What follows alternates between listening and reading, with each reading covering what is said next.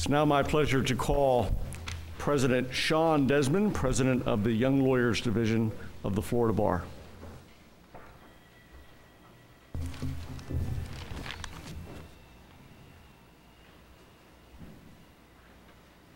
Thank you, President Hawkins. May it please the court. Mr. Chief Justice, members of the court, members of the Florida Bar, distinguished guests, it is a distinct honor to stand before you today to present this award from the Young Lawyers Division of the Florida Bar. As many of you know, the Young Lawyers Division has over 22,000 members. Each year, the Young Lawyers Division asks the circuits, our affiliates throughout the state, to help us identify and nominate people that are worthy of the Young Lawyers Division Pro Bono Award.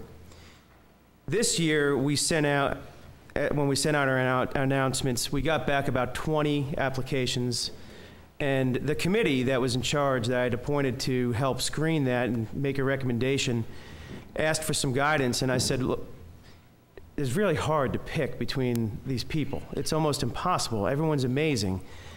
But what I'm looking for also is a sense of humility and selflessness. Someone who is just doesn't think of themselves and just gives freely. And that's, to me, one of the hearts of pro bono.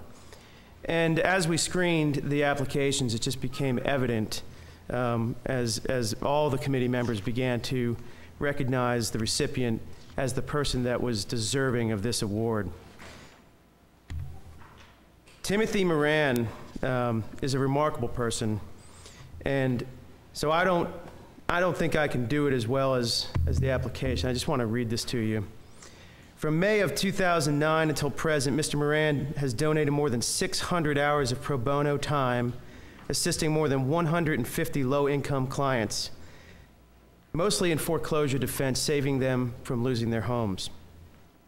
In addition, Tim regularly staffs our foreclosure and bankruptcy legal advice clinics and provides advice and pro se assistance to clinic attendees.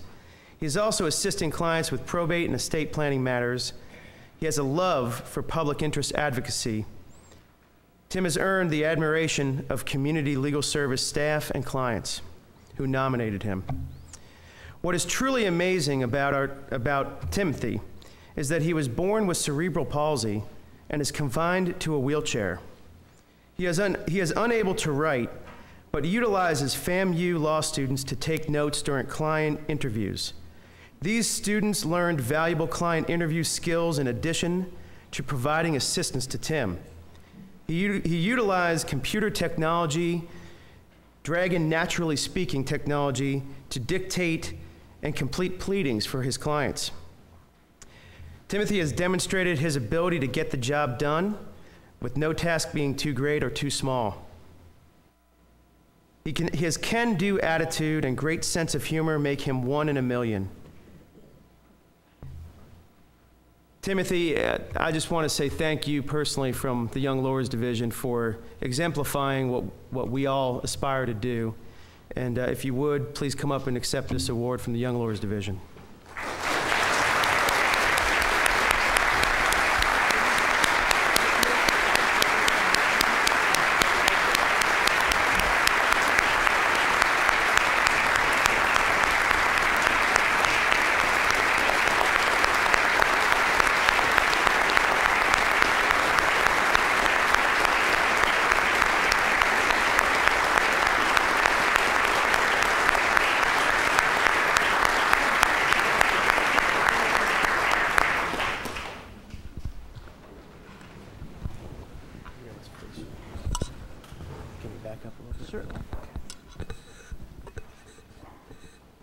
First, I'd just like to thank the court. Thank you all. I'm truly grateful for the award, and I'm honored by it, and thank you all for that.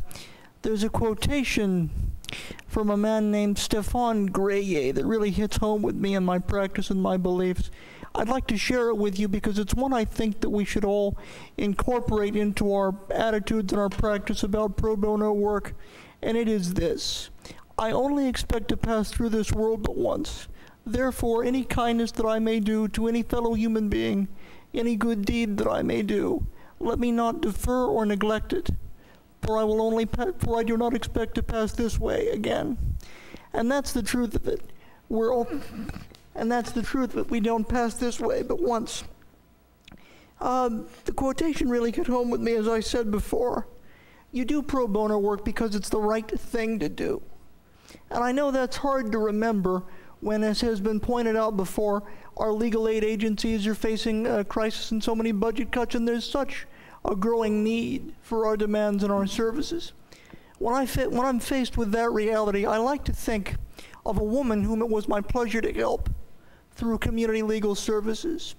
She had come to me in foreclosure, behind on her payments. She used to own the land. She used to own the land that her house was on, that she'd purchased with her husband, but had been induced, because she was told that her home wasn't livable, to sell her house and sell the equity in her land to someone else. So now we have a woman and they can place a mobile home on the land. So now we have a woman who's paying a mortgage on a mobile home on land she no longer owns. And the mobile home, may I add, was exceedingly poorly built. I was able to, working with Roberto Cruz at Legal Aid, analyze the deed, and through some defects, able to reverse it and get her land back free and clear, which she now owns. I'll never forget the day that we finished and signed the last of the paperwork. In my office, she said, "Mr. Moran, does that mean I can plant my tulips where I want?" And I said, "Yes, ma'am." And that, to me, typifies why we do what we do right there. And now that particular case, I laughingly referred to as the case that wouldn't die. It was 2 years long litigation with multiple complex issues, everything from common law marriage to probate to who knows what else. Not every case has to be that. I also was fortunate enough to assist a couple of weeks ago, an 80-year-old man with a will. He hadn't thought to do one before, and he came to me in search of it, and I gladly complied. With a very small, reasonable effort on my part, I was able to let this man live out his last years in peace, knowing that his final affairs were ordered. A very small act on my part had a great impact on my client. And that, again, that takes us back to the thrust of the quotation at the beginning. Thank you all. It's been my pleasure. I'd like to again thank the court and my good friend Lena Smith, who nominated me for this, a wonderful woman to whom I simply just can't say no.